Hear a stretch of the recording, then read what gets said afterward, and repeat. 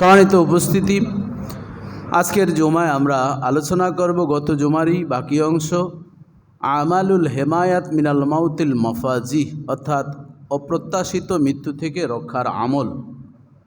আমরা গত জুমায় অপ্রত্যাশিত মৃত্যু বলতে কি বোঝায়, এ থেকে রক্ষার জন্য এক নম্বর যে বিষয়টি আলোচনা করেছি যে আল্লাহর একত্ববাদের প্রতি আমাদের বিশ্বাস রাখতে হবে। তার মানে আল্লাহ এক, আল্লাহ তাকদীর মানুষদের লিখে রেখেছেন, এই তাকদীরটাকে কি করতে হবে? অল কাদরে খৈরিহি ও শাররিহি, এর ভিতরে ইমানে মুফাসসালের ভিতরে আছে না নাই? আছে। আমান্তু বিল্লাহি ও মালাইকাতিহি ও কুতুবিহি ও রসুলিহি ওয়াল ইয়াউমিল আখির ওয়াল কদরে খৈরিহি ও শাররিহি মিনাল্লাহি তাআলা ওয়াল বা'স বাদাল মাউত। এটার নাম হচ্ছে ইমানের সাবস্টেন্স। তাহলে আল্লাহর প্রতি ইমান, রাসূলের প্রতি ইমান, কিতাবের প্রতি ইমান আনতে হবে। এরপর আমাদের যেই তাকদীর রয়েছে, এখানে যেটি আমরা আজকের লজিক, যে তাকদীরের প্রতি বিশ্বাস স্থাপন করা, অর্থাৎ ভাগ্যটা আমার ভালো হোক মন্দ হোক কার পক্ষ থেকে হয়? মিনাল্লাহ, আল্লাহর পক্ষ থেকে হয়। যখন ভালো হয় তখন আল্লাহকে গুড অ্যান্ড ওয়েলকাম, স্বাগতম, আল্লাহ তো একেবারেই আল্লাহ। আর যখন একটু ব্যত্যয় ঘটে তখন শুধু আল্লাহ খালি আমাকেই দেখছেন, এরকম মান অভিমান করে অনেক সময় বলি কি বলে না। যেমন গাজীপুরের এক ইটের বাটার মালিক, বেশ কয়েকটা ইটের বাটা ছিল। এই লোকটা আমি দেখেছি, ওনার জানাজার নামাজও আমার যাওয়ার সুযোগ হয়েছিল, আল্লাহ ওনাকে মাফ করুক। যখন ইটের বাটার উনি আগুন দিবেন, এরকম কয়েকবারে নাকি হয়েছে, প্রচুর বৃষ্টি, সব মানুষ দোয়াতে আসছে, মিলাদ হচ্ছে, তাই খোদার ঘরের খোদায় শুধু আমাকেই দেখছে। মানে আমরা তো খোদা বলি, যদি খোদা শব্দটি বলা ঠিক না, আল্লাহকে কি বলতে হবে? আল্লাহই বলতে হবে। আল্লাহর কোনো কিন্তু কোনো রূপান্তর নেই, এক বচন বহু বচন এটা কনভার্ট ডাইভার্ট করার কোনো কি নেই, সুযোগ নেই। উনি খুদি বলতো, আল্লাহকে গালি দিয়ে কি বলতো? খুদির ঘরের খুদি। বলেন নাউজুবিল্লাহ। এতে ঈমান থাকার কোনো সুযোগ নেই। খুব বয়স্ক লোক, খুব রাগী, এই পুরানো আমলের মেম্বার ছিল। তো দেখেন কত বছর পরে সেই কথাটি সম্ভবত আমার সাথে 2006 কি 7 সালে দেখা হয়েছে। তো 7-8 সালে হয়তো উনি ইন্তেকাল করেছেন। কোনো প্রসঙ্গে আজ কত সাল? 25 সালে। কত বছর হিসাব করেন। এই জুমার খুতবায় হঠাৎ করে এখন মনে পড়ল। তো এই যে বৃষ্টি আসলো, বৃষ্টি আসার কারণে ওনার ইটগুলো কি ভিজে গেল, অনুষ্ঠানটা সুন্দরভাবে করতে পারে নাই, এজন্য উনি আল্লাহকে গালি দিয়েছেন। অথচ আল্লাহ তাআলা, রাসূলুল্লাহ সাল্লাল্লাহু আলাইহি ওয়াসাল্লাম বলেন যে আল্লাহ এবং তার রাসূলকে গালি দিবে তাকে হত্যা করা ইসলামী শরীয়তের বিধান। সুবহানাল্লাহ বলবেন না? কিন্তু সেটা ইসলামী রাষ্ট্র হতে হবে। এখন আল্লাহকে গালি দিল, আপনি মব জাস্টিস হয়ে আমাদের দেশে এখন চলছে। গতকালকেও দেখলাম দুইটা ছেলে, একটা ছেলে আরেকটা ছেলের পেটের ভিতরে শুধু বারবার এভাবে আঘাত করতেছে। আর উট জবা করলে যেভাবে উঠে হলক করলে রক্তগুলো ছিটছিট করে, আমি দেখে মানে আমি কিছু সময় আমার স্থির থাকে। আমি ছোটোবেলায় রক্ত দেখলে আমি বেহুশ হয়ে যেতাম, আমার অজান্তি। এখনও আমার সেটা আছে, রক্ত দেখলে আমার খুব ভয় লাগে। তারপরে মানুষ মৃত্যুর পরে ওই যে অনেকে ভিড় জমিয়া দেখে, আমি কিন্তু দেখতে পারি না। দেখলে আমার ঘুম হয় না, খাবার আমার মানে এটা আমার ব্যক্তিগত একটা সমস্যা, এটা আমি এখনও সলভ করতে পারি না। মানে কোনো মরা লাশ আমি দেখলে আমার অনেক সমস্যা হয়। তো যাই হোক, তো এই যে কতগুলো বিষয় আমরা মব জাস্টিস হচ্ছে, একটা মানুষকে একটা মানুষ মেরে ফেলছে, হেফজখানার ছাত্র একটা ছাত্রকে কি মেরে ফেলছে। তারপরে দেখা যায় স্বামী স্ত্রীকে, স্ত্রী স্বামীকে, নানান ধরনের এখন দিন দিন চলছে, নির্বাচনী প্রচারণা চলছে। চট্টগ্রাম আপনারা দেখেছেন, সেখানে হঠাৎ করে এই যে গুলি ছোড়া শুরু হলো, যিনি প্রার্থী ছিলেন তিনিও আহত হয়েছেন। যে সন্ত্রাসী একজনকে লক্ষ্য করে মেরেছে সে মারা গেল। তাহলে এখন এই যে নিজের হাতে বিচারগুলো তুলে যখন নেয়, তখন কিন্তু পরিবারের ভিতরে অশান্তি, সমাজের ভিতরে অশান্তি, সারা দেশের ভিতরে একটা অশান্তি। কথা ঠিক কিনা বলেন? এই অশান্তির কারণে, এই স্লো পয়জনের কারণে নির্বাচন যাতে না হয়, এ ধরনের একটা কুচক্রি মহল আমাদের দেশে আছে না নাই? শুধু আমাদের দেশে না, বিভিন্ন দেশ থেকে এই ধরনের একটা পাত শুরু হয়েছে, জাল বোনা শুরু হয়েছে। এ থেকে কিন্তু আমাদের সবার সতর্ক থাকতে হবে। প্রত্যেকটি মানুষ সচেতন থাকবেন, এবং এই সচেতনতার জন্যই কিন্তু আজকের আলোচনা। আপনার আমার উপর যাতে হামলা না হয়, আপনার আমার কাছে পিস্তল নাই, আমার কাছে বুম নাই, কিন্তু এর চেয়ে আরও বড় এটেম বোম গ্রেনেড আল্লাহ তাআলা আমাদের জন্য উপহার দিয়েছেন। জোরে জোরে বলেন সুবহানাল্লাহ। আল্লাহর জিম্মায় যদি হয়ে যায়, মাল্লাহুল মাওলা ফালাহুল কুল, যে আল্লাহর হয়ে যায় তার আর পৃথিবীর কারো প্রয়োজন, তার কোনো বডিগার্ডের কোনো কি নেই, প্রয়োজন নেই। সে নিয়ে আমরা কথা বলবো। তাহলে ভালো হোক মন্দ হোক কার পক্ষ থেকে? আর এটার উপরে বিশ্বাস স্থাপন করার নামই কি? ঈমান। সেটার কথা আমরা গত জুমায় আলোচনা করেছিলাম। তাহলে এই অপ্রত্যাশিত মৃত্যু থেকে রক্ষা পাওয়ার জন্য কার প্রতি ঈমান আনতে হবে? আল্লাহর প্রতি আমাদের ফয়সালা মেনে নিতে হবে। দ্বিতীয় নম্বর হচ্ছে, রাসূলুল্লাহ সাল্লাল্লাহু আলাইহি ওয়াসাল্লাম বলেছেন, যখন এই অপমৃত্যু থেকে, তোমাদের অপ্রত্যাশিত মৃত্যু থেকে রক্ষার জন্য 5 ওয়াক্ত নামাজ জামাতের সাথে কি আদায় করতে হবে। এবং রাসূলুল্লাহ সাল্লাল্লাহু আলাইহি ওয়াসাল্লাম সলাতুল হাজত পড়তেন। কি নামাজ পড়তেন? এটি কিন্তু আজকে আপনাদেরকে একটা বিশেষ সাজেশন দিয়ে দিচ্ছি, সবাই আমল করবেন। প্রতিদিন 2 রাকাত করে সলাতুল হাজত পড়বেন। আল্লাহ তুমি আমাকে অপ্রত্যাশিত মৃত্যু থেকে হেফাজত করুন। কি সেই মৃত্যুটা?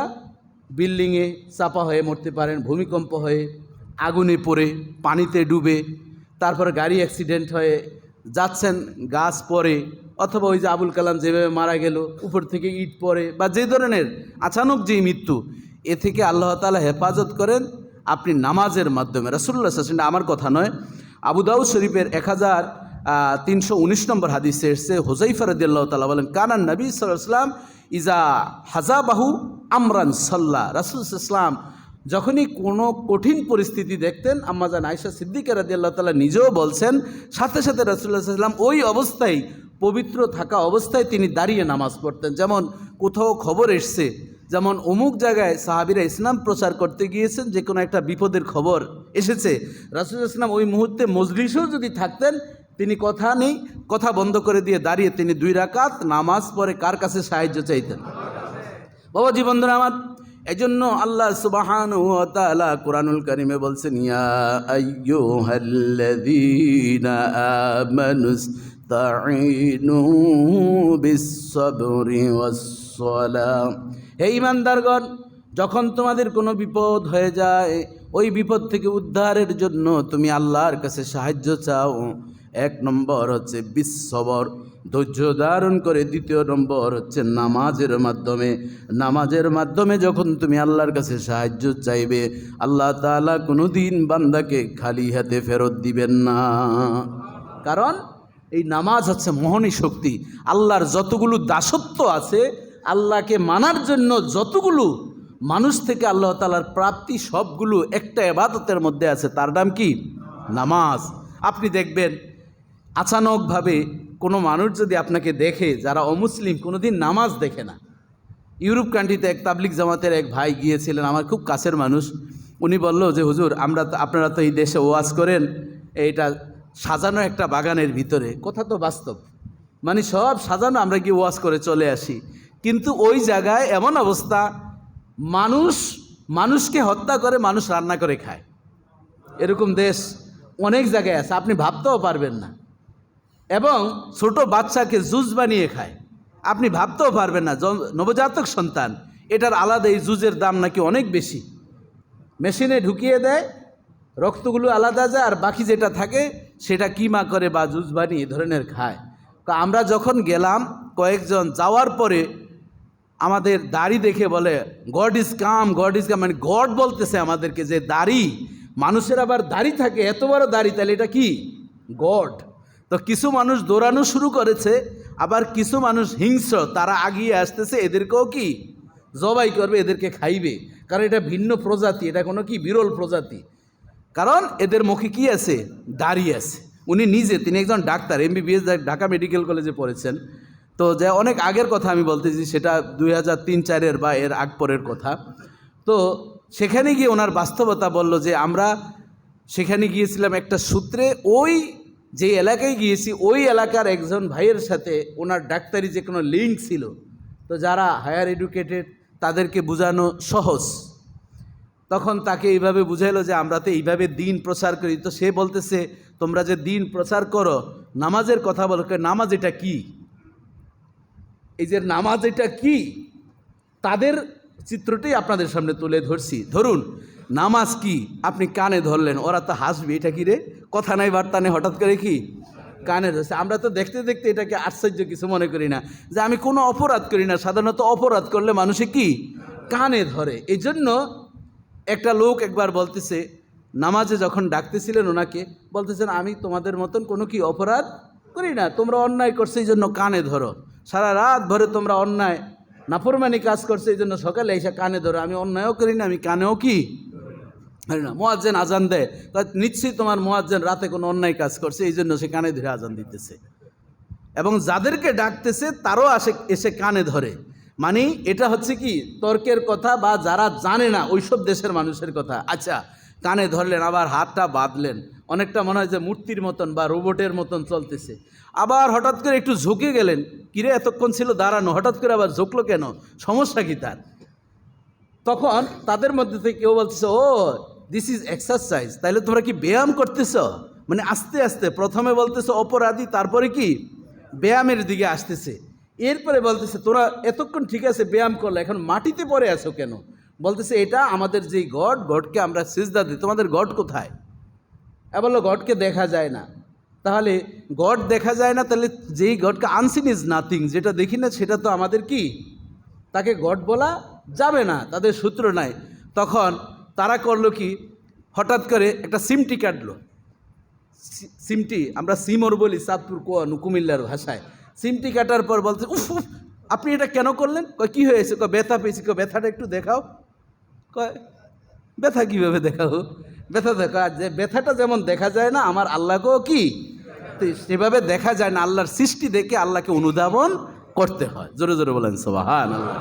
যাই হোক, ওই ডাক্তার পরবর্তীতে তার সাথে একটা কর্ডিয়াল সম্পর্ক হলো, তার মাধ্যমে সে এলাকায় গেল, যাওয়ার পর কিছু মানুষ দৌড়ায়, কিছু মানুষ হিংস্র হয়ে কি আসতেছে। পরবর্তীতে ওই ডাক্তার সাহেব বলল, আমরা প্রায় 1 মাসের মতন থেকে প্রায় শতাধিক ওই হিংস্র বিরল প্রজাতির ওই মানুষগুলোকে কালেমাওয়ালা মুসলমান বানিয়েছেন। এটি হচ্ছে শতভাগ সফল। এজন্য তাবলিগ জামাত ভালো মন্দ আমি বলতে চাই না, ভোট নিতেও চাই না, হ্যাঁ ভোট না ভোটের দরকার নেই, তাদের অনেক খেদমত যেটা আমাদেরকে দিয়ে হয় না, তাদেরও একটা খেদমতের বড় একটা কি ক্ষেত্র আছে। এই জন্য আমি ট্যাগ লাগানো আমার কাছে যথেষ্ট অপছন্দ। সেটা যেই গ্রুপেই হোক, আগে তাবলিগটা ভালো ছিল, এখন 2 গ্রুপের কারণে এই তাবলিগটাও পচা ধরেছে। এটা আসলে ইহুদিদের একটা স্লো পয়জনের মাধ্যমে কিছু মানুষ ভালো থাকুক, ইসলামের প্রচার হোক, এটা চায় না। আর আমরা তো হুজুগে বাঙালি, আমরা শহীদ হয়ে যাব মারামারি করে 2 পক্ষ। তারপরও আমার যে প্রধান আছে, নেতা আছে, তাকে কি টিকিয়ে রাখতে হবে। কিন্তু কী জন্য যে টিকাবো আর কী জন্য যে মারামারি, আসল জিনিস আমরা ভুলে যাই। যাই হোক, আমি একটু অন্য প্রসঙ্গ গেলেও আমি বুঝাতে চাচ্ছি যে বিপদের সময় কি করতে হবে, নামাজ। রাসূলুল্লাহ সাল্লাল্লাহু আলাইহি ওয়াসাল্লাম বলেন, ইজা হাজাবাহু আমরান সাল্লাহ। নবী করিম সাল্লাল্লাহু আলাইহি সাল্লামের আদতে শরীফে এমন ছিল, যখনই কোনো বিপদ আসতো, বিপদ অবস্থায় তিনি নামাজে দাঁড়িয়ে যেতেন। এই জন্য মুফাসসিরিন বলেন যে আল্লাহর বান্দা প্রতিদিন সলাতুল হাজত বা মুসিবতের সলাতুল মুসিবা, বিপদ থেকে উদ্ধারের জন্য 2 রাকাত নফল নামাজ যদি পড়ে, রব্বুল আলামিন যাবতীয় বিপদ আপদ থেকে ওই বান্দাকে নিজ দায়িত্বে হেফাজত করবেন। বাবা জীবনদানা আমার আবু হুরায়রা রাদিয়াল্লাহু তাআলা আনহু বলেন, মুসনাদে আহমদের 65,891 নম্বর হাদিসে এসেছে, 65,890 নম্বর হাদিসে এসেছে, আন আবি হুরায়রা রাদিয়াল্লাহু তাআলা আনহু ক্বালা রাসূলুল্লাহ সাল্লাল্লাহু আলাইহি ওয়াসাল্লাম, মান হাফাযা আলাইহা কানাত লাহু নূরাও ওয়া বুরহানা ওয়া নাজাতান ইয়াউমাল কিয়ামা ওয়া মান লাম ইউহাফিজ আলাইহা লাম ইয়াকুন লাহু নূরাও ওয়ালা বুরহানা ওয়ালা নাজাতান ইয়াউমাল কিয়ামা ওয়া হুশিরা মা কারুনা ওয়া ফিরআউনা ওয়া হামানা ওয়া উবাই ইবনে খালব। জোরে জোরে বলেন আল্লাহু আকবার। রাসূলুল্লাহ সাল্লাল্লাহু আলাইহি ওয়াসাল্লাম বলেন, আমার উম্মত যে নামাজকে নিজের জীবনের একটা অংশ মনে করে হেফাজত করলো, 5 ওয়াক্ত নামাজ যথাসময়ে আদায় করলো, এই নামাজটা তার জন্য নূর হয়ে যাবে। অন্ধকার রাতে চলার ক্ষেত্রে যেমনিভাবে একটা টর্চ লাইট, মোবাইলের আলো যেমনিভাবে মানুষকে রাস্তাতে যাওয়া সুযোগ করে দেয়, সহজ করে দেয়, তেমনিভাবে যে 5 ওয়াক্ত নামাজ আদায় করবে রব্বুল আলামিন হাসরের কঠিন অন্ধকার থেকে তাকে মুক্তি দিয়ে আল্লাহর জান্নাতের মেহমান বানিয়ে দিবে। শুধু তাই নয়, বুরহানান, ওই নামাজ তোমার জন্য দলিল হয়ে যাবে। জামানার পয়গম্বর বলেন শুধু দলিল হাসরের ময়দানেই নয়, বরং যখন ইজা উকবিরাল মাইয়িত আতাহু মালাকানে আসওয়াদানে আরযাকানে ইউকালু লি আহাদিমাল মুনকার ওয়াল আখার ওয়ান নাকির, রাওয়াহু তিরমিজি। জামানার পয়গম্বর বলেন, ও আমার সাহাবীরা শোনো, যখন কবরে তোমাকে একা রেখে আসবে, তোমার কেউই সঙ্গী হবে না, একমাত্র আমল তোমার সঙ্গী হবে। ওই মুহূর্তে 40 কদম যখন তোমার আপনজন চলে যাবে, 2 জন ফেরেশতা আসবে। ওই 2 জন ফেরেশতার কোয়ালিটি কেমন সে সম্পর্কে আমার নবী বলেন, আসওয়াদানে আজরাকানে, 2 জন ফেরেশতা কুসকুসে কালো বর্ণের হবে এবং তাদের চোখগুলো থাকবে নীল আকৃতির, নীল কালারের চোখ। দেখলি কেমন যেমনিভাবে আমাদের ট্রাফিকরা যেই লাইটটা মারে সেটার ভিতরে একটা কালার আসে না নাই, এই কালারের মাধ্যমে ভয়ানক একটা কালার দূর থেকে দেখা যায়, বহু কিলোমিটার দূর থেকে যেমনিভাবে দেখা যায়। ওই ফেরেশতাদের ওই তির্যকটা ওই বান্দার মুখের উপরে, চোখের উপরে যখন পড়তে থাকবে, একদিকে কালো চেহারা, আরেক দিকে চোখ হচ্ছে নীল কালারের। রাসূলুল্লাহ সাল্লাল্লাহু আলাইহি ওয়াসাল্লাম বলেন, যে ব্যক্তি এই নামাজের হেফাজত করল, সেই ব্যক্তি অবস্থাটা এমন হবে, as-সালাতু আন ইয়ামিনিহি, নামাজ ডান দিক থেকে এসে দাঁড়িয়ে যাবে, নামাজ বলবি এই আল্লাহর বান্দা যথাসময়ে নামাজ আদায় করেছে। সারা পৃথিবীর মানুষ যখন রাতে ঘুমিয়ে পড়তো, আরামায়েশে ঘুম যেত, এই বান্দা রাতে জাগ্রত হয়ে আল্লাহর কদমে সেজদায় পড়ে থাকতো। দুনিয়ার মানুষ মত্ত হয়ে পড়েছে ব্যবসা বাণিজ্যে, চাকরিতে, সে সব সামলিয়ে নামাজ যথাসময়ে পড়েছে। কাজেই যা প্রশ্ন করার আমাকেই করো, এই বান্দাকে তুমি কষ্ট দিও না। আসিয়ামু আন শিমালিহি, যারা পবিত্র মাহে রমাদানের সিয়াম রোজা সঠিকভাবে পালন করেছে, ওই সিয়াম ওই রোজা এসে বাম দিক থেকে এসে বাধা দিবে। ও ফেরেশতা মুনকার নাকির শোনো, এই বান্দাকে আর কষ্ট দিও না। দুনিয়ার মানুষ মত্ত হয়েছিল ভোগ বিলাসিতায়, খাবার দাবারে, সে এই খাবার দাবারকে বর্জন করেছে, বৈধ স্ত্রীকে বর্জন করে সে সদা সর্বদাই বলেছে, ইন্নী আখাফুল্লাহ, আমি আল্লাহকে ভয় করি, আমি আল্লাহকে ভয় করি। এত খিদা পেয়েছে, এত পিপাসা ছিল, সব বাদ দিয়ে আল্লাহকে খুশি করেছে। কাজেই যা প্রশ্ন করার আমাকে করো। তখন ফেরেশতারা আবার সরে যাবেন। রাসূলুল্লাহ সাল্লাল্লাহু আলাইহি ওয়াসাল্লাম বলেন, এরপর যাকাত চলে আসবে এবং তার হজ চলে আসবে। ও সাইরু আমালিহি আলা রিজলিহি, অন্যান্য আমলগুলো তখন তার পায়ের দিক থেকে বাধা দিবে, পায়ের দিকে যখন যাবে, এমনি করে করে নেক আমলগুলো যখন বাধা দিতে থাকবে, মুনকার নাকির আর কিছু বলবে না, একটাই বলবে, মান হাজার রাজুল, এই লোকটাকে কি চিনো? বলতেছে, হাজা নবিয়ুনা মুহাম্মাদুর রাসূলুল্লাহ সাল্লাল্লাহু আলাইহি ওয়াসাল্লাম। যখন আমার নবীকে সত্যায়ন করে সে বলতে পারবে, একটাই প্রশ্নের জবাব দিবে, সে একটাই প্রশ্ন করা হবে, একটারই উত্তর তার জন্য হবে, যে 5 ওয়াক্ত নামাজ সঠিকভাবে আদায় করেছে, রোজা রেখেছে, যার উপর হজ এবং যাকাত ফরজ, যিনি সঠিকভাবে আদায় করেছেন তার জন্য কয়টা প্রশ্ন থাকবে? একটাই প্রশ্ন, কারণ আল্লাহকে বিশ্বাস করেই তো সে নামাজ পড়েছে, এজন্য রবের প্রশ্ন কি? আর সে দিন বিশ্বাস করেই তো অন্যান্য বিধানগুলোও পালন করেছে, এজন্য প্রশ্ন থাকবে কয়টা? একটা প্রশ্ন। আমার নবীকে যদি চিনতে পারে, তখন ফেরেশতা মুনকার নাকির বলবে, নুমকা নৌমুল উরুস, নতুন বিবাহ করে স্বাচ্ছন্দ্যে যেমনিভাবে দুনিয়ার জমিনে আরামায়েশ করে ঘুমিয়েছ, তেমনিভাবে ইসরাফিলের সিংহায় ফুৎকার দেওয়ার পূর্ব পর্যন্ত সেই বেহেশতি ঘুম তুমি যেতে থাকো। রাসূলুল্লাহ সাল্লাল্লাহু আলাইহি সাল্লাম বলেন, আমার উম্মতেরা শুনে নাও, অন্য উম্মতের কবর থেকে আমার উম্মতের কবরের পার্থক্য হলোই, যখন আমাকে চিনে যাবে ওই মুহূর্তে রব্বুল আলামিন উম্মতি মুহাম্মাদের সামনে একটা লা ইলাহা ইল্লাল্লাহু মুহাম্মাদুর রাসূলুল্লাহ অঙ্কিত একটা গেট তার কবরের সামনে উপহার দিয়ে দিবেন। ফেরেশতারা আসা যাওয়া করবেন, ওই গেট যখন দেখবে আর প্রশ্ন করার জন্য আসবেন না। আর যখন ইসরাফিল আলাইহিস সালাম সিংহায় ফুৎকার দিবেন রব্বুল আলামিন তখন তাদেরকে কিভাবে উঠাবেন সেটা আল্লাহ কোরআনুল কারীমে বলছেন, ইয়াউমা নাহশুরুল মুত্তাকিনা ইলার রহমানি আফদা। রব্বুল আলামিন সেদিন ওই মুত্তাকি বান্দাগুলো, নবী প্রেমিক বান্দাগুলোকে এমনভাবে উঠাবেন যেমনিভাবে একজন বর যাত্রীকে, বরকে যেভাবে আদর সোহাগ করে একটা সাজানো গোছানো গাড়ির ভিতরে ফুল দিয়ে যেমনিভাবে নেওয়া হয়, পালকিতে করে যেমনিভাবে নেওয়া হতো, তেমনিভাবে নিরাপত্তাকামী ফেরেশতাদের মাধ্যমে ওই প্রহরী নিযুক্ত করে তাকে হাসরের ময়দানে উঠানো হবে। শুধু তাই নয় বাবা, জীবনধারা আমার যারা হালাল টাকা দিয়ে কোরবানি দিয়েছেন, রাসূলুল্লাহ সাল্লাল্লাহু আলাইহি ওয়াসাল্লাম বলেন, ও আমার উম্মতেরা শুনে নাও, যাদের টাকার ভিতরে কোনো সুদ নাই, ঘুষ নাই, জুলুমের টাকা নেই, একেবারে নিরেট টাকা দিয়ে কোরবানি দিয়েছো, যখন ইসরাফিল আলাইহিস সালাম সিংহায় ফুৎকার দিবেন ওই হালাল প্রাণী কবরের চতুর্পাশে দাঁড়িয়ে প্রতিযোগিতা করতে থাকবেন।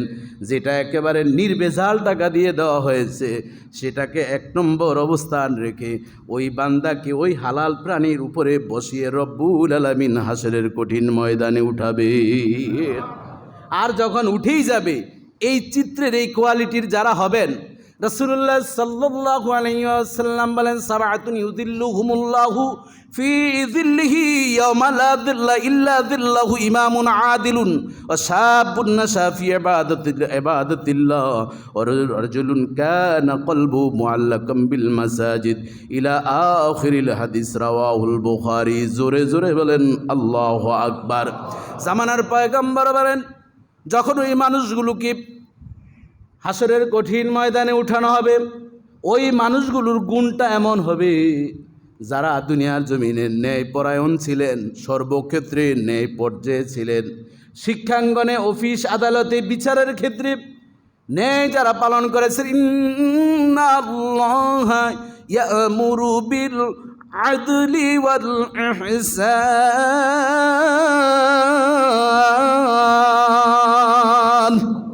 রব্বুল আলামিন বলেন, যারা দুনিয়ার জমিনে ন্যায়ের সাথে ইনসাফ কায়েম করে বিচার করেছেন, রব্বুল আলামিন আল্লাহর আরশের ছায়াতলে মেহমান হিসাবে ওই বান্দাদেরকে স্থান দিয়ে দিবে। তাদের বিচারের জন্য বেশি সময় লাগবে না, শুধুমাত্র তাদেরকে ডাকবেন, সব তাদের প্রটোকল সব মেগাপিক্সেল মনিটরের মধ্যে থাকবে, সব দেখে রব্বুল আলামিন সত্যায়ন করে নবীর মাধ্যমে তাদেরকে জান্নাতের মেহমান বানিয়ে দিবেন। এবং যেই যুবকরা দুনিয়ার জমিনে যেখানেই যখন সুযোগ ছিল নেক আমলের জন্য ঝাঁপিয়ে পড়তেন, চাই সেটা তার বন্ধু মহলে, চাই সেটা সে সমাজের মধ্যে, চাই সেটা যে আপন মানুষের মধ্যে, চাই সেটা যে কর্মস্থলে, চাই সেটা সে শিক্ষাঙ্গনে, যে কোনো জায়গায় ইসলামের পক্ষে যুবক ছিল, যুবক বয়সের ইবাদতটা রব্বুল আলামিনের কাছে এত পছন্দ, আল্লাহর রাসূল বলেন রব্বুল আলামিন খুশি হয়ে ওই যুবকদেরকে আল্লাহর আরশের ছায়াতলে আশ্রয় দান করবে। বাবাজি বন্ধুরা আমার, এজন্য যুবকদেরকে রাসূলুল্লাহ সাল্লাল্লাহু আলাইহি ওয়াসাল্লাম মদিনায় যখন পৌঁছলেন, মদিনায় আনসারী সাহাবীদেরকে লক্ষ্য করে বলছিলেন, ও আনসারী সাহাবীরা শুনে নাও, আমি মক্কায় কষ্ট পেয়েছি বৃদ্ধদের মাধ্যমে, আর মদিনায় আমি আরাম পেয়েছি যুবকদের মাধ্যমে।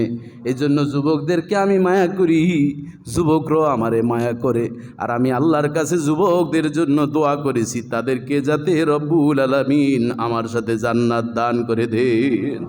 এজন্য যুবক তোমাদেরকে বলছি, এই যুবক বয়সের একটু সেজদা যদি আল্লাহর কদমে যদি লাগাতে পারো, আমার নবী বলেন আস-সাজিদু আলা কদমাইর রহমান, বান্দা যখন সেজদা দেয় দুনিয়ার জমিনের কোনো টাইলসে যায় না, মাঝে সেজদা দেয় না, সরাসরি রব্বুল আলামিন কদম মুবারকে সেজদা দিতে থাকে।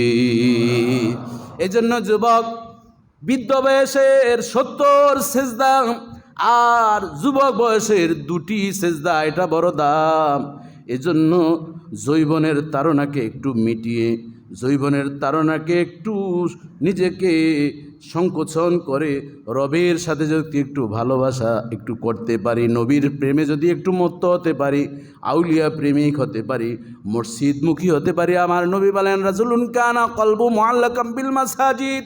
ও আমার উম্মাত শুনে নাও, ওই মানুষ যারা মসজিদের সাথে তার মনটা পড়ে আছে, জুমার নামাজ পড়েছে, দাওয়াতে গিয়েছে, আসরের নামাজকে ভুলে নাই, আসর নামাজ পড়েছে, মাগরিবের নামাজকে ভুলে নাই, মাগরিব পড়েছে, এশার নামাজকে ভুলে যায় নাই, কখন মসজিদে যাবে তার মনটা পড়ে থাকে, রব্বুল আলামিন ওই মন আলা বান্দাদেরকে ডেকে ডেকে আল্লাহর আরশের ছায়াতলে আশ্রয় দান করে দিবেন। আল্লামা শাহ ওয়ালিউল্লাহ মুহাদ্দিস দেহলভী রাহমাতুল্লাহ আলাইহি বলেন, ও নবীর উম্মতেরা শোনো, যারা আল্লাহর আরশের ছায়াতলে আশ্রয় পাবে, রব্বুল আলামিন তাদের বিনা হিসাবে জান্নাতের মেহমান বানাইয়া দিবেন। এটার বাস্তবতা হচ্ছে, প্রেসিডেন্টের সাথে, প্রধানমন্ত্রীর সাথে যারা যে কোনো দেশে যায়, সফর সঙ্গী হয়ে যায়, তাদের বডি চেক করে না, তাদের কোনো প্রশ্ন করে না, বিশেষ প্রোটোকলে তাদেরকে 5 স্টার 7 স্টার হোটেলে তাদেরকে থাকতে দেয়। কথা ঠিক কিনা বলেন? কারণ এরা তো সবচেয়ে চেকিং হয়েই আপন হয়েই তো আসছে। এজন্য আল্লাহর প্রোটোকলে যারা থাকবে তাদের আর বিচারের প্রয়োজন নাই, কারণ তারা তো সব ডেঙ্গিয়ে এরপর রব্বুল আলামিনের আশ্রয় নিয়েছে। কারে এরা হচ্ছে আল্লাহর সরাসরি দুইউপুর রহমান। জোরে জোরে বলেন সুবহানাল্লাহ। এই জন্য আমার প্রাণের নবী বলছেন, নূরা ওয়া বুরহানান নাজাতান ইয়াউমাল কিয়ামা।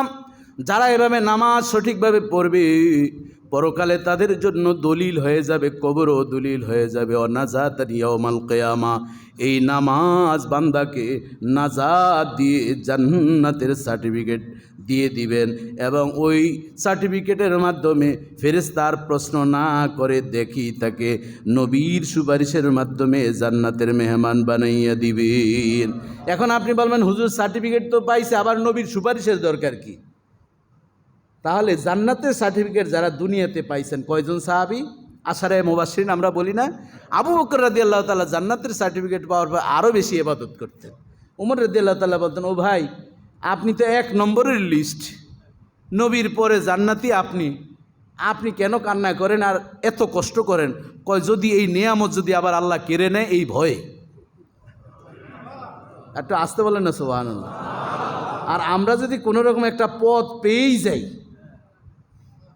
আমাদের দেশে এরকম অনেক চিত্র আছে না নাই? কোনো রকম এমপি হয়ে গেছে, মনে হয় যেন উনি কিনা এটা বিরল প্রজাতি হয়ে গেছে, এখন আর কারোর সাথে কথাবার্তারও দরকার নাই, আসলে ধুরু ধুরু করে বিদায় দিয়ে দেয়। কথা ঠিক কিনা বলেন? কত কমিশনার আমি আমার জীবনে দেখলাম, আহারে যখন নির্বাচিত হয়ে গেছেন রাতেই এখন আর চিনে না, পরে আসতে বলো, আমার এখন অনেক কাজ আছে, ব্যস্ততা আছে। চাচা মিয়া গেছে, ও চাচা একটু পানি খাইতে আইছিলাম, তো নেন পানি খান, পানি খান। খাইছে আর দেখো, চাচা আগে না গতকাইলো না যে পানিতে আওয়াজ করে ফুস, কয়টা নির্বাচনের পরের দিন আর পানিতে কি করে না, আওয়াজ করে না, কারণ তখন তো খাওয়াইছে, মুজু খাওয়াইছে, বিভিন্ন ড্রিঙ্ক, এটা খুললেই কি হয়, ফুস করে আওয়াজ করে। নির্বাচনও শেষ, ফুসফাসও কি শেষ। এরকম আমাদের দেশে আসে না নাই? এজন্য ভুলে যাবেন না, কদরে নেয়ামত বাদা জাওয়াল, যাওয়ার পরে বুঝে যে কি অবস্থা এখন চলছে। এই জন্য হিসাবগুলো করাই গণ্ডা। যে যত বেশি আল্লাহর নেয়ামত পাবেন সে তত বিনয়ী হবেন। যেই গাছে ফল হয় দেখবেন ফলালা গাছটা নিচের দিকে ঝুঁকে, আর যেই গাছটা পুরুষ গাছ, বেটা গাছ যেটা, ওটা খালি এরকম তারাই সাপের মতন দাঁড়িয়ে থাকে। কথা ঠিকই না? কারণ ওর তো সন্তানও হয় না, কিছু হয় না, ফুল নাই ফল নাই, ওটা হিজড়া গাছ। এই জন্য ওটার শক্তি কি থাকে, কেউ ওরে দাম দেয় না। আমরা থাকা আর না থাকা কি একই তো। এই জন্য মনে রাখবেন, যে যত বড় তার আচরণটা তত কি হবে বড়। বলতে ওইটা না যে থাপ্পড় দিয়ে দিবেন কথায় কথায়, এরকম না, মানে আচরণটা হবে বিনয় এবং নম্র হবে। বাবাজি বন্ধুরা আমার, রাসূলুল্লাহ সাল্লাল্লাহু আলাইহি ওয়াসাল্লাম, ওমান লাম ইউহাফিজ আলাইহা লাম ইয়াকুন লাহু নূরান ওয়ালা বুরহানা ওয়ালা নাজাতান ইয়াউমাল কিয়ামা। আর যে নামাজের হেফাজত করবে না তার জন্য নূর হবে না, কবরও হবে না, হাসরও হবে না। আর কঠিন হাসরের ময়দানে কারুন, ফেরাউন, হামানের সাথে এবং উবাই ইবনে খালফের সাথে তার একত্রে হাসর হবে। মুহাদ্দিসিন বলেন কারুনের কথা কেন বলল? সম্পদের লোভে, ব্যবসার ব্যস্ততায় কারুন জীবনে আল্লাহ বলে ডাকার কোনো কি ছিল না। মানুষে একটা কথা আপনাদেরও মুখস্থ আছে, কারুনের ধন খায় কে? বলেন তো, কারুনের ধন কিসে খায়? আহারে কি রে, আপনারা পারেন না এটা? কারুনের ধন মাটিতে খায়। কে এটা শুনেন না? আর শুনছেন, ভাবছেন হুজুরের সাথে আবার বললে কোন বিপদে পড়ি। কারুনের ধন খায় কিসে? এটা কিন্তু বাস্তব। কারুনের ইতিহাস দেখা যায়, তার সম্পদ ছিল, কোনো কোনো বর্ণনায় আসছে, এটা তার আমি নিজে দেখি নাই, ইতিহাসে পড়ছি, 80টা উট ছিল তার এই চাবি বহন করার জন্য। যদি এটা আমার কাছে গল্প মনে হয়, তারপরেও ধরেন মানে অনেক ছিল আর কি। তো 80টা না হোক, 8টা হইলেও তো কম না। চাবি রে ভাই, আমরা তো সব মিলিয়ে এক পকেটও চাবি হবে না আমার। তো ওনার তো 8টা উটেই ধরেন, 8টা উট যদি চাবি হয়, তার সম্পদ কতটুক ছিল? কতটুক ছিল বুঝছে নেই তো, সে আল্লাহরে ডাকবে কখন? নবী করিম সাল্লাল্লাহু আলাইহি ওয়াসাল্লামের কাছে একজন সাহাবী আসছেন, বলতেছেন, ইয়া রাসূলুল্লাহ, আমার এত সম্পদ হয়েছে, আমি তো 5 ওয়াক্ত নামাজ মসজিদে নববীতে পড়তাম, কিন্তু এখন তো আমি নামাজ পড়তে পারছি না, 1-2 ওয়াক্ত আমার ছুটে যাচ্ছে। রাসূলুল্লাহ সাল্লাল্লাহু আলাইহি ওয়াসাল্লাম বললেন, তুমি সবসময় উটের উপরে বসে খাবা, তাহলে নামাজ ঠিকমতো পড়তে পারো। প্রশ্ন করছে একটা, হুজুর উত্তর দিছেন কি? প্রশ্ন করছে কি, নামাজ ছুটে যাচ্ছে আমার সম্পদ, আমি সম্পদ কমাতে চাই। কি করতে চাই? কমাইতে চাই। আর আমরা কি করতে চাই? বাড়াইতে চাই। রাসূলুল্লাহ সাল্লাল্লাহু আলাইহি ওয়াসাল্লাম বলেন, তুমি উট বা ঘোড়ার উপরে বসে খাবা। নবীজি যেহেতু বলছেন, দ্বিতীয় প্রশ্ন আমাদের মতন করেন নাই, তিনি উট এবং ঘোড়ার উপরে বসে খাওয়া শুরু করলেন। আর নবীজির কাছে এসে বলেন, ইয়া রাসূলুল্লাহ, ইয়া হাবিবাল্লাহ, সম্পদ আগে যা ছিল আরও বেড়ে গেছে। আগে তো আসতাম 3 ওয়াক্ত নামাজে, এখন আসি মাত্র 1 ওয়াক্তে। কমছে না বাড়ছে? উনি চাইছিল কি, নামাজে যাতে আসতে পারে। রাসূলুল্লাহ সাল্লাল্লাহু আলাইহি ওয়াসাল্লাম বলছেন, উট এবং ঘোড়ার উপরে যে খাও, তোমার কি খাবার পরে যায়? হ্যাঁ ইয়া রাসূলুল্লাহ, পড়তে যা দেরি, আর আমি নিচে নেমে ওই খাবারটা উঠাইতে কি দেরি করে। নবীজি বলছেন, আমি চেয়েছিলাম তুমি উপরে বসে যখন খাবে, এটা তো সুন্দর পরিবেশ না, অসুন্দর পরিবেশ, এজন্য তোমার খাবার নিচে পড়বে আর তুমি ওই খাবার উঠাবে না। আর খাবারের যদি তসরুপ করে, খাবারের যদি অপচয় করে, তাহলে মানুষের সম্পদ আল্লাহ এমনিতেই কমিয়ে দেয়। আমি চেয়েছিলাম এটা, কিন্তু তুমি ওই যে যত্ন করেছো, এই খাবার পরে যায় আবার তুমি উঠাও, এজন্য রব্বুল আলামিন খুশি হয়ে তোমাকে আরো সম্পদ বৃদ্ধি করে দিয়েছে। তাহলে এই হাদিস থেকে কি শিখলেন? যদি নিচে খাবার পরে এটা উঠাবেন নাকি স্টাইল মনে করে রেখে দিবেন? আবার খাবার দিলে কিছু না রাখলে মানুষই কি বলে। একবার আমি একটা চাইনিজে খেতে বসছি বন্ধুরা সহ, তা আমি আঙ্গুল দিয়ে কাছে নিতেছি, ওরা হাসা শুরু করছে, দোস্ত এই কাজটা কি করলি রে? আমি নবীজির সুন্নাত। আশেপাশে ওরা তাকিয়ে আছে। আমি বললাম, উমর রাদিয়াল্লাহু তাআলার ওই হাদিসটা আমি শুনাইলাম সাথে সাথে। আমি বললাম, ইহুদিদের একটা 7 কি 11 একটা প্রতিনিধি দল আসছে, এসে যখন খাবার দেওয়ার শুরু করলো, তো খাবার নিচে পড়ে গেল। উমর রাদিয়াল্লাহু তাআলা, সাহাবায়ে কেরাম সবাই দস্তরখানা বিছাতেন। এই যে সূরাতুল মায়েদা আপনারা পড়েন, মায়েদা অর্থ কি? দস্তরখানা। এই জন্য ভালোভাবে বুঝবেন, দস্তরখানা ছাড়া কেউ কোনো খাবার খাবেন না, দস্তরখানায় পড়বে সাথে সাথে উঠাবেন। ইহুদির প্রতিনিধি দল উমর রাদিয়াল্লাহু তাআলার সাথে নৈশ ভোজের আবেদন করলেন, নৈশ ভোজের ব্যবস্থা করা হলো। সাথে সাথে দেখা যায় 2-1টা খাবার যখন পড়ে গেল, উমর রাদিয়াল্লাহু তাআলা উঠাচ্ছেন, আর খাওয়ার শেষে তিনি লেহন করে এইভাবে যখন খাচ্ছিলেন, ওরা হাসাহাসি শুরু করল। প্রধান বিচারপতি ছিলেন আব্দুর রহমান ইবনে আউফ, তিনি উমর রাদিয়াল্লাহু তাআলার কাছে কানে কানে এসে বললেন, ও খলিফাতুল মুসলিমিন, ওই যে দেখেন ওরা হাসতেছে, আজকে এটা না করলেও তো পারতেন। তিনি এত জোরে থাপ্পড় দিয়ে, টেবিলে থাপ্পড় দিয়ে বললেন, আতরুকু সুন্নাত রাসূলুল্লাহ সাল্লাল্লাহু আলাইহি ওয়াসাল্লাম বিকওলিল হুমাকা, ওই আহমকদেরকে খুশি করার জন্য আমি নবীর সুন্নাত ছেড়ে দিব, এটা আমার উমরকে দিয়ে কোনোদিন সম্ভব হবে না। খলিফাতুল মুসলিমিন এমনিতে হইছেন। তো যাই হোক, সেদিন আমিও একটু এইভাবে বলছিলাম, কি বলো তোমরা, নবীর সুন্নত ওয়াজ করি আমরা, আর এখানে আমার স্টাইল দেখাইলেই কি আর না দেখাইলেই কি, দাম যতটুকু আছে কিছু কমলে 200-100 গ্রাম কমুক না, আরও তো আছে। বাবাজি বন্ধুরা, আমার জন্য রাসূলুল্লাহ সাল্লাল্লাহু আলাইহি ওয়াসাল্লাম বলেন, ও সাহাবী, আমি চেয়েছিলাম তুমি ঘোড়া বা উটের উপরে খাবার খেলে খাবার পড়বে, আর যত খাবার পড়বে ততই তোমার রিজিক নষ্ট হয়ে যাবে। এক একটা খাবারের মাধ্যমে 10 গুণ করে করে রিজিক বন্ধ হয়ে যাবে। কিন্তু তুমি উল্টা আমল করেছো, রব্বুল আলামিন তোমাকে কোনোদিন রিজিকের সংকীর্ণতা দান করবেন না। তাহলে নবী আমি কিভাবে কি করব? নবী করিম সাল্লাল্লাহু আলাইহি ওয়াসাল্লাম বললেন, তুমি দান করে দাও, দান করে সম্পদ কমিয়ে দাও। কারণ কুল মাতাউদ দুনিয়া কলিল ওয়ালাল আখিরাতু খায়রুম মিনাল উলা। দুনিয়ার জমিনটা হচ্ছে অল্প সময়ের জন্য, পরকালের জন্য তুমি সম্পদগুলো রেখে দাও। দান সদকা যখন করবা, পরকালে তোমার নাজাতের জন্য এই সম্পদ রব্বুল আলামিনের কাছে সুপারিশ করতে থাকবে। বাবাজি বন্ধুরা আমার, রাসূলুল্লাহ সাল্লাল্লাহু আলাইহি ওয়াসাল্লাম এভাবে বুঝালেন যে কারুন এত পরিমাণ সম্পদ ছিল, সম্পদের ব্যস্ততায় নামাজ পড়তে পারতেন না। আর ফেরাউন রাষ্ট্র পরিচালনা করতে গিয়ে নামাজের কথা ভুলে গেছে। আমাদের দেশে এটা আছে না নাই?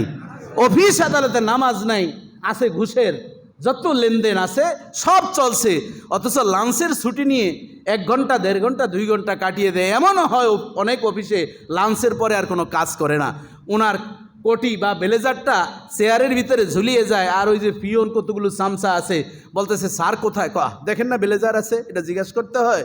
অথচ ব্লেজার এটা সবসময় কি থাকে, কারণ বুঝায় যে স্যারে কি, অথচ স্যারে আছে এখন খুলনা। এরকম আছে না নাই? এজন্য আল্লাহর কাছে জবাবদিহি করতে হবে। যারা এইভাবে ধোঁকা দিয়ে নামাজ পড়ে না, এরা ফেরাউনের সাথে হামান। আর হামান ছিল রাষ্ট্রীয় চামচা ছিল, সে ফেরাউনকে বুদ্ধি দিত। এই জন্য রাষ্ট্রীয় কার্য পালন করতে গিয়ে যারা নামাজ না পড়ে তাদের জাহান্নাম হবে কার সাথে? হাসর হবে কার সাথে? ফেরাউন এবং হামানের সাথে। আর উবাই ইবনে খালদ সে সবসময় নবীজির বিরোধিতা করত।